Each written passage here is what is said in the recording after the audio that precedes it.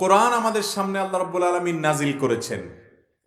এই কোরআন নাজিল করার জন্য আল্লাহ তাআলা প্রিয় নবী মুহাম্মদ মুস্তাফা সাল্লাল্লাহু আলাইহি সাল্লামকে নির্বাচন করেছেন। তিনি আল্লাহর শ্রেষ্ঠ রাসূল এবং দূত। আল্লাহর কথা ব্যাখ্যা এবং বিশ্লেষণ করার জন্যই আল্লাহ তাকে পাঠিয়েছেন। এটা তার পাঠানোর অন্যতম মৌলিক উদ্দেশ্য। আল্লাহ চাইলে আসমান থেকে জিব্রিলকে দিয়ে একটা কোরআনের কপি পাঠিয়ে দিতে পারতেন, যেটা দেখে মানুষ চলতো।